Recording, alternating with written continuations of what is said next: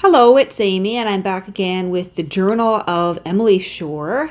This is the diary of a teenage girl in the United Kingdom in the 1830s.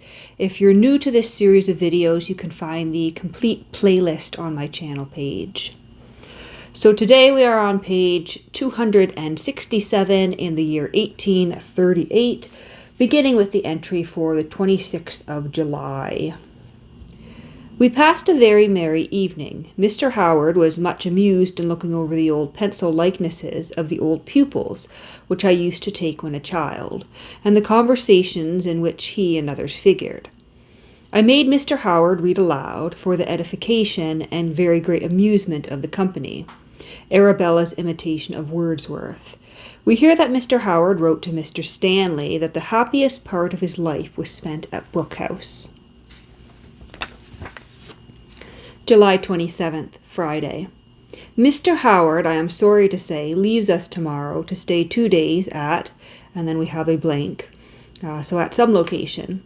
He says he has enjoyed his visit here very much. He has certainly seemed to do so. He is perfectly at home and talks and looks just as he used to do. July 28th, Saturday. In the afternoon we all sallied forth into the forest, taking the little pony carriage which carried at different times Mamma, Eliz, and me at foot pace. This was Mr. Howard's last walk with us. Immediately on our return, Papa drove him to, and then we've got another blank here, so he drove him to the location he was headed, whether he had delayed going till the last possible moment.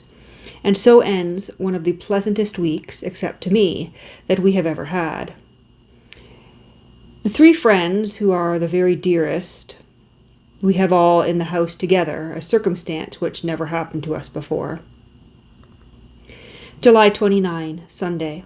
Mr. Howard called on us this evening after church. I doubt whether he much enjoys his visit at, and we have a blank again. So perhaps that's why they have not included the name of this house or location where he's staying, because Emily is commenting that Mr. Howard did not really like it there. And I suppose that would be insulting to any living relatives when the journal was published in 1891. July 30th, Monday. I was delighted today with Medea's soliloquy when meditating the death of her children. It is one of the most pathetic pieces of dramatic poetry I know, equal to anything in Shakespeare. August 6, Monday. It is odd when Eliz talks of India to hear her so often mention her friend, Mrs. Trevelyan, for this is actually Mrs. Charles Trevelyan, sister-in-law of Mr. Otto and all the other Trevelyans who are such dear friends of my cousins. I have heard of her and her wonderful memory, and how she can repeat Pollock's Course of Time all through. August 10, Friday. Oh, Mary, you are still to me something like a fairy dream, too beautiful to be real, a being so pure, so perfect, so lovingly and lovely, even here so angelically fascinating, that I can hardly believe heaven can add a charm to her. And yet I can actually feel and know that she loves me amongst those she loves most dearly. This is the strangest part of all and the most painful, for very painful is my shame to think I am so different from what she thinks of me. It so happens that all my friends are older than myself. This is just as I like it, for I feel it is in my disposition to cling to another and look up to her for affection. I should feel crushed, not injured, by an unkind word. August 12, Sunday. I believe Mamma was frightened today by my difficulty of breathing. I breathed 3 times to her once. Meantime, what I crave most is quiet, quiet, quiet. Mackie caught a very fine snake in the forest, which he means to keep and tame. He brought it to me as I was lying down and let it glide about the bed. It is a beautiful creature, and when lying down in the evening I had another remarkable visitor. I heard a murmur of voices at the door. It opened, enter Arabella saying, "Yes, here she is," then Louisa, then Gertrude laughing, then Papa carrying in both arms an enormous cat, which George Duckworth had brought to show us. It is 15 years old, quite deaf, and having once been a tabby, is grey with age. Really, I never saw such a huge creature. Papa was quite delighted with it. August 13, Monday. Eliz has given me a chain made of her beautiful rich brown hair before she left England.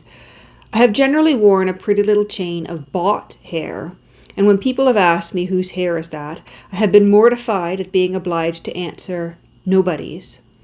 Now, when asked the same question, I shall be able to say it is the hair of my best and dearest friend. And I had actually heard of this. It was quite common in the Victorian era to make jewelry from hair, from the hair of loved ones.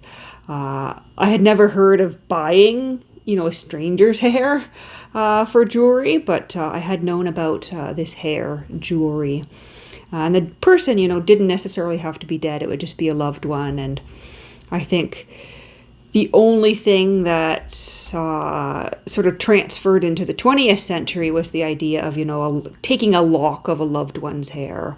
In most cases, a baby who had passed, or, a sweetheart before you go off to war, as we see in a lot of World War II fiction. And I don't think people give out locks of hair anymore, but there was once a time when it would have been fairly common to, make it into a necklace, or I suppose there were other pieces of jewelry as well, perhaps a brooch. You would use the hair for a brooch. But that's interesting to come across that here. Here's the entry for August the 14th, 1838. I have spent some hours of the afternoon and evening in the garden, sitting in an easy chair on the grass with desk and book. Eliz joined me reading Vathek. We were silent companions, except when we paused at 5:30 to regale ourselves with coffee. At last I closed my book and looked around me. It was after 7 o'clock. Perfect calmness reigned around. Not a leaf of the 4 great oaks was stirring. The air had a slight moisture of coolness. The sky above was pale, unclouded, and of liquid clearness, while through the trees at one end of the garden flashed few rays from the western sky, denoting a brilliant sunset. "Let us go round and look at the sun," said Eliz. We rose, she gave me her arm, and we walked to the front of the house. The exquisitely clear outline of the trees traced on the glowing and painted skies behind the various distances of the thick forest, each mass softened into a different shade of blue or grey. All formed a scene of quiet beauty, which filled me with such deep delight that my limbs felt stronger, my step more elastic. I thought I could have walked anywhere and to any distance. We walked up and down the gravel path for some time, conversing and drinking the loveliness above and all around. The thought crossed me once or twice. Will this be the last evening walk I shall ever take? I was so revived, so brightened up this evening, that it was like a lucid interval, perhaps the last in a long illness. August 15th, Wednesday. Mamma and the children stopped at Beechwood for an hour during their evening walk and came home loaded with flowers, which Mr. Duckworth had kindly sent me. I am quite grateful for the interest they take in me and the constant kind attention they are always showing me, now sending me fruit, now flowers, or offering to take me a drive, and 100 little things I cannot name. Indeed, their kindness to us all is remarkable. From the first they have thrown off all ceremony, but the delicacy with which they do us all these kindnesses is most remarkable. Mrs. Duckworth is one of the most pleasing women I know, a union rather uncommon of very pensive and very quiet manners, with great warmth and kindness of feeling in appearance as well as reality. Mr. Duckworth is pleasing in his way. And maybe I'll leave it at that for now, because we're just about at the 9-minute mark. And I'm noticing the storage on my phone is getting full, so I'll need to delete some things before we continue on. But when we return for the next entry, the next reading, we will commence with August the 22nd, 1838, here on page 271 of the 1891 edition of the Journal of Emily Shore.